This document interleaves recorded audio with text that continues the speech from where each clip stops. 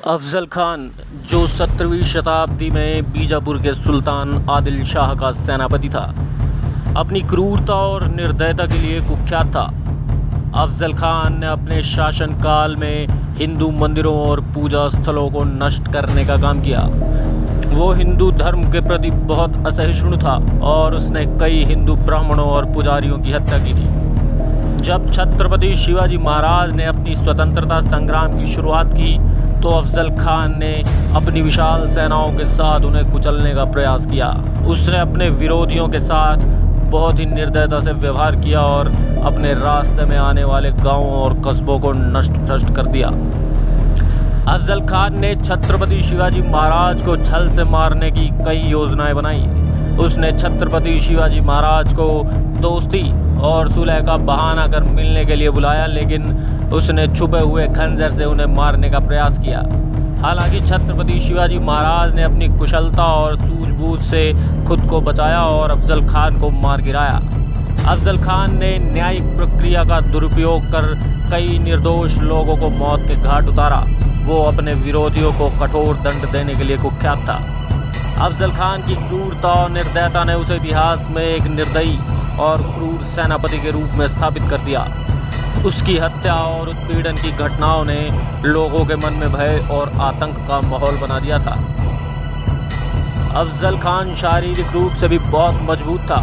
उसकी कदकाठी और शारीरिक बल उसे एक खतरनाक योद्धा बनाती थी। छत्रपति शिवाजी महाराज के साथ संघर्ष के दौरान उसकी ताकत स्पष्ट रूप से देखी जा सकती थी। अफजल खान में अदम्य साहस और आत्मविश्वास था। वो हर परिस्थिति में आत्मविश्वास को बनाए रखने और अपने सैनिकों को प्रेरित करने में लगा रहता था।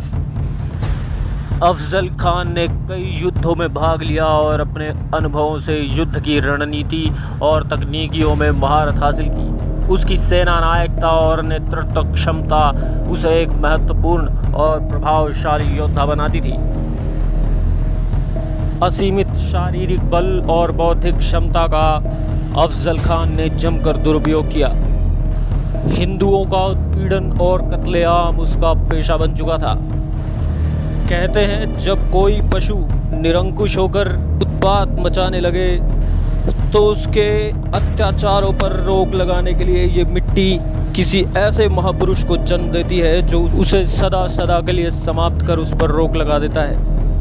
प्रतापगढ़ की लड़ाई महाराष्ट्र के इतिहास की सबसे महत्वपूर्ण लड़ाइयों में से एक है। ये महाराष्ट्र के इतिहास की सबसे रोमांचक घटना मानी जाती है। छत्रपति शिवाजी महाराज ने अफजल खान को मारकर और उसकी सेना को बुरी तरह से हराकर अफजल खान के रूप में स्वराज के खतरे को टाल दिया। नमस्कार, प्रतापगढ़ के रोमांचक युद्ध की पूरी जानकारी पाने के लिए बने रहिए इंडियन नाइट्स के साथ। दरअसल छत्रपति शिवाजी महाराज ने पुणे के निकट मालव प्रांत में अधिकार कर लिया था। उस समय यह क्षेत्र आदिल शाह के अधिकार क्षेत्र में आ रहा था। अतः उसकी दृष्टि में छत्रपति शिवाजी महाराज को बसाना आवश्यक था। अफजल खान को बीजापुर के दरबार में छत्रपति शिवाजी महाराज को बसाने का काम सौंपा गया था। अफजल खान ने सबसे पहले छत्रपति शिवाजी महाराज के बड़े भाई की हत्या की थी। आदिल शाही दरबार में उनके और छत्रपति शिवाजी महाराज के पिता शाह जी के बीच दुश्मनी भी थी। अफजल खान ने जून 1659 में एक बड़ी सेना के साथ बीजापुर को हमेशा हमेशा के लिए छोड़ दिया। रास्ते में वो मंदिरों को तोड़ रहा था और मूर्तियों को तहस नहस करता हुआ आगे बढ़ रहा था। छत्रपति शिवाजी महाराज खान के आने की खबर सुनकर राजगढ़ से प्रतापगढ़ एक घने जंगल में और भी दूर स्थान पर रहने के लिए चले गए। अफजल खान ने तुलजापुर के भवानी मंदिर को नष्ट कर दिया और पंढरपुर के विट्ठल मंदिर पर ध्यान केंद्रित किया। खान ने भविष्यवाणी की कि यदि मंदिरों को इस प्रकार नष्ट किया गया तो छत्रपति शिवाजी महाराज क्रोधित होंगे और खुले में युद्ध करेंगे। लेकिन छत्रपति शिवाजी महाराज ने स्वराज की रक्षा को सर्वोपरि समझा। प्रतापगढ़ की लड़ाई 10 नवंबर 1659 को महाराष्ट्र के प्रतापगढ़ के किले में हुई थी। इसमें छत्रपति शिवाजी महाराज के नेतृत्व वाली मराठा सेना और जनरल अफजल खान की कमान वाली आदिल शाही सेनाएं शामिल थी। मराठों ने जीत हासिल की, जो क्षेत्रीय शक्तियों के खिलाफ एक महत्वपूर्ण उपलब्धि थी। ये लड़ाई हिंदुस्तान के इतिहास की एक बहुत महत्वपूर्ण लड़ाइयों में से एक है। दरअसल छत्रपति शिवाजी महाराज, जिन्हें शिवाजी राजे भोसले के नाम से भी जाना जाता है, भारत में मराठा राज के पद पर स्थापित थे और भोसले परिवार के प्रत्यक्ष वंशज थे, जिन्होंने भारत के पश्चिमी क्षेत्र में मराठा साम्राज्य की नींव रखी। बीजापुर आदिल शाही राजवंश के एक सैन्य व्यक्ति जनरल अफजल खान ने मराठा योद्धा शासक छत्रपति शिवाजी महाराज के खिलाफ संघर्ष में महत्वपूर्ण भूमिका निभाई। अफजल खान अपनी सेनाओं का नेतृत्व करते हुए कथित तौर पर पहले तुलजापुर पहुंचा, जहां उसने शिवाजी महाराज के परिवार द्वारा पवित्र माने जाने वाले एक मंदिर को अपवित्र करना शुरू कर दिया। उसने अपने शिविर को वाई में स्थापित करने से पहले 2 और मंदिरों पर भी यही काम किया। एक शहर जिस पर उसने पहले शासन किया था, हालांकि स्थानीय देशमुखों ने हिंदू धर्म के प्रति उसको अवहेलना से आहत होकर सेनापति का समर्थन करने से सख्ती से इनकार कर दिया। इससे प्रतापगढ़ की लड़ाई के लिए मंच तैयार हो गया। मालव के कुछ क्षेत्रों में छत्रपति शिवाजी महाराज का एक सम्मानित स्थान था, जिसने आदिल शाही दरबार का ध्यान अपनी ओर आकर्षित किया और उनकी गतिविधियों पर अंकुश लगाने की कोशिश की। अफजल खान को छत्रपति शिवाजी महाराज पर हमला करने के लिए चुना गया था, क्योंकि वह उस लड़ाई में शामिल था जिसके कारण शिवाजी महाराज के बड़े भाई संभाजी की मृत्यु हो गई थी। 1659 में बीजापुर से प्रस्थान करते हुए अफजल खान ने 10 नवंबर 1659 को युद्ध विराम वार्ता के दौरान छत्रपति शिवाजी महाराज का सामना किया, जिसके परिणाम स्वरूप शिवाजी महाराज ने अफजल खान को मौत के घाट उतार दिया। इसके बाद बिखरी हुई आदिल शाही सेना को छत्रपति शिवाजी महाराज की सेनाओं के हाथों हार का सामना करना पड़ा। दरअसल बीजापुर से निकलकर अफजल खान ने सबसे पहले तुलजापुर के भवानी मंदिर को निशाना बनाया, फिर पंढरपुर के विट्ठल मंदिर की ओर आगे बढ़ा। अफजल खान का लक्ष्य शिवाजी महाराज को पहाड़ी क्षेत्रों को छोड़कर मैदानी इलाके में ले जाने के लिए राजी करना था। इस रणनीतिक कदम से खान की अच्छी तरह से तैयार सेना को खुली लड़ाई में एक अलग लाभ मिलता। छत्रपति शिवाजी महाराज ने रणनीतिक रूप से प्रतापगढ़ में अपना शिविर स्थापित किया, जो गुरिल्ला पर्वतीय युद्धों के लिए अनुकूल पहाड़ी इलाकों में स्थित था। अफजल खान द्वारा हमले के लिए उकसाने के प्रयासों के बावजूद छत्रपति शिवाजी महाराज रक्षात्मक बने रहे। इसके बाद अफजल खान ने शिवाजी महाराज को हमला करने के लिए उकसाने में विफल होने के बाद अपने सैनिकों को प्रतापगढ़ की ओर ले जाने का प्रयास किया। अफजल खान को वाई के सूबेदारों के रूप में अपनी पिछली भूमिका से क्षेत्र के भूगोल का पूरा ज्ञान था। अफजल खान ने अपनी स्थिति मजबूत करने के लिए क्षेत्र के सैन्य रूप से स्वतंत्र जमींदारों का समर्थन मांगा। इन प्रयासों और जमींदारों द्वारा आदिल शाह के शासन को आधिकारिक रूप से मान्यता दिए जाने के बावजूद छत्रपति शिवाजी महाराज ने स्थिति को पलट दिया। उन्होंने शाह जी के आदेश पर काम करने वाले प्रभावशाली सामंत कान्होजी जेठे की सहायता से उनका समर्थन हासिल किया। अफजल खान के सहयोगियों में सैयद बंडा, फजल खान, अंबर खान और पिलाजी मोहिते शामिल थे, जिन्होंने महत्वपूर्ण युद्ध भूमिका निभाई। उनके सैन्य बल में आदिल शाही घुड़सवार सेना, पैदल सेना, हाथी, ऊंट और तोपें शामिल थी। छत्रपति शिवाजी महाराज को कान्होजी जेठे और मालव के अन्य देशमुखों ने सहायता प्रदान की। छत्रपति शिवाजी महाराज की कमान नेताजी पालकर ने हाथों में ली थी। मोरोपंत पिंगले ने घने जंगलों वाले इलाके में तैनात 3000 चुनिंदा पैदल सैनिकों का निर्देशन किया। संभाजी कावजी कोंधलकर, येसाजी कंक, जीवा महाला और कई अन्य कुशल सैन्य नेता मोरोपंत पिंगले की कमान में काम कर रहे थे। साथ ही शाहजी अपनी 17,000 सैनिकों वाली सेना के साथ बेंगलोर में तैनात थे, ताकि खान के शिवाजी और उनकी सेना को हराने की स्थिति में निर्णायक लड़ाई के लिए तैयार रहे। प्रतापगढ़ की लड़ाई में छत्रपति शिवाजी महाराज और अफजल खान के बीच तीव्र लड़ाई हुई, तंबू में एक बैठक के दौरान अफजल खान ने छत्रपति शिवाजी महाराज का गला घोटने का प्रयास किया, लेकिन छत्रपति शिवाजी महाराज के कवच के कारण ये प्रयास विफल रहा। शांति की चाहत में छत्रपति शिवाजी महाराज ने संघर्ष टालने की अपनी इच्छा व्यक्त करने के लिए अफजल खान के पास एक दूत भेजा। प्रतापगढ़ की तलहटी के पास छत्रपति शिवाजी महाराज और अफजल खान के बीच एक बैठक आयोजित की गई। बैठक के लिए शिवाजी महाराज ने संभाजी कोंडलकर, जीवा महाला, सिद्दी इब्राहिम, काटाजी इंगले, कोंडाजी कंक, येसाजी कंक, कृष्णाजी गायकवाड़, सूरजजी कातवे, वीसाजी मुरम्बक और संभाजी कारवारकर जैसे व्यक्तियों को चुना। बैठक के दौरान दोनों नेताओं ने अपने परिधान के नीचे हथियार छुपा रखे थे। टकराव के दौरान छत्रपति शिवाजी महाराज और अफजल खान के बीच लड़ाई हुई, जिससे युद्ध की शुरुआत हुई।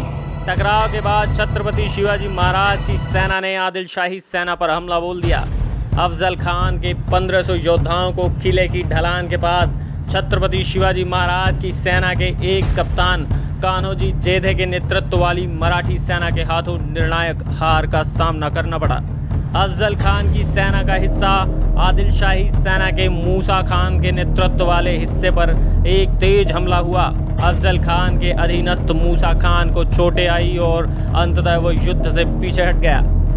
इसके साथ ही मोरोपंत पिंगले की कमान में मराठा पैदल सेना ने आदिल शाही सेना के बाएं हिस्से को निशाना बनाया।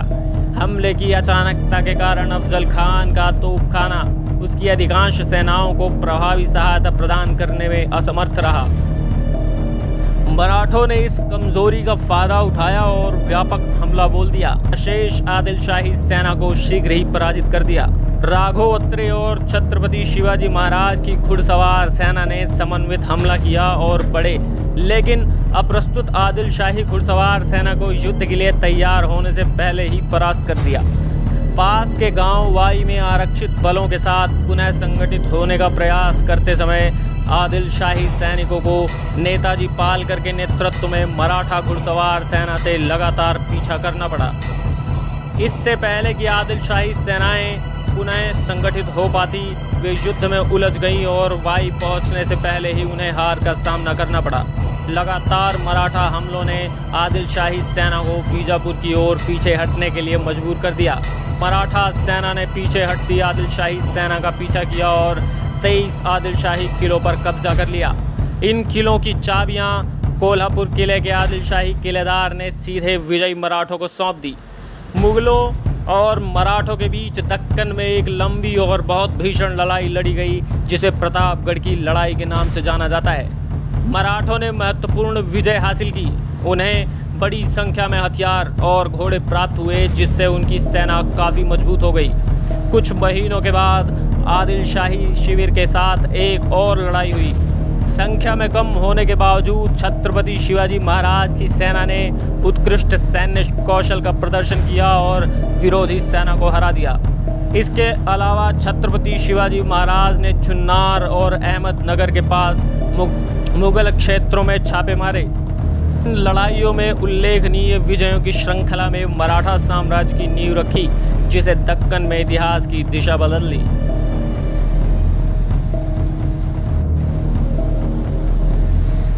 मराठों ने पराजित आदिल शाही सेना से हथियार, घोड़े, ऊंट, हाथी, जवाहरात, रुपए, कीमती कपड़े और तंबू सहित कई संसाधन हासिल किए।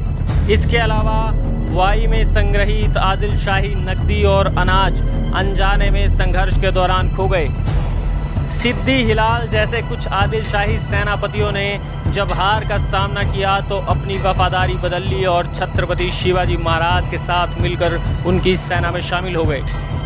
हालांकि मराठों ने शुरू में अफजल खान के 2 बेटों को पकड़ लिया था, लेकिन छत्रपति शिवाजी महाराज ने हस्तक्षेप करके उन्हें रिहा कर दिया। प्रतापराव मौर्य ने अफजल खान के बेटे फजल खान और गंभीर रूप से घायल आदिल शाही सैनिकों को जावली के जंगल से बाहर निकाला। अफजल खान की मृत्यु ने आदिल शाही वंश को काफ़ी कमज़ोर कर दिया। प्रतापगढ़ की लड़ाई में 15 दिनों के भीतर छत्रपति शिवाजी महाराज ने अपनी सेना का 10वां हिस्सा खोने के बावजूद अपने क्षेत्र का 2 गुना विस्तार किया। इसके विपरीत प्रतापगढ़ ने भूमि, किलों और अपनी सेनाओं के 5वें हिस्से में 1/4 की कमी का अनुभव किया। गति बनाए रखने के लिए छत्रपति शिवाजी महाराज ने कोल्हापुर की ओर घुड़सवार सेनाएं भेजी और प्रतिष्ठित पन्हाला किले सहित 17 किलों पर सफलतापूर्वक कब्जा कर लिया। दोरोजी पाटिल के नेतृत्व में घुड़सवार सेना दाभोल और राजापुर की ओर बढ़ी और दक्षिणी कोंकण क्षेत्र में किलों पर कब्जा कर लिया। इस युद्ध में उल्लेखनीय सफलता ने छत्रपति शिवाजी महाराज को अपने लोगों के बीच महान दर्जा प्रदान किया तथा उन्हें मराठा लोक कथाओं में नायक बनाकर हमेशा हमेशा के लिए अमर कर दिया। छत्रपति शिवाजी महाराज ने एक शक्तिशाली साम्राज्य के एक महत्वपूर्ण हमले को विफल कर सैन्य प्रभुत्व स्थापित किया और भारत में मराठा साम्राज्य की नींव रखी। प्रतापगढ़ की लड़ाई ने मराठाओं की शक्ति और छत्रपति शिवाजी महाराज की रणनीतिक कौशल को उजागर किया।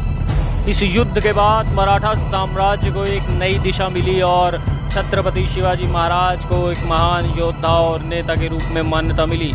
इस जीत ने शिवाजी राजे की प्रतिष्ठा को बढ़ाया और मराठाओं को दक्षिण भारत में एक प्रमुख शक्ति के रूप में स्थापित किया।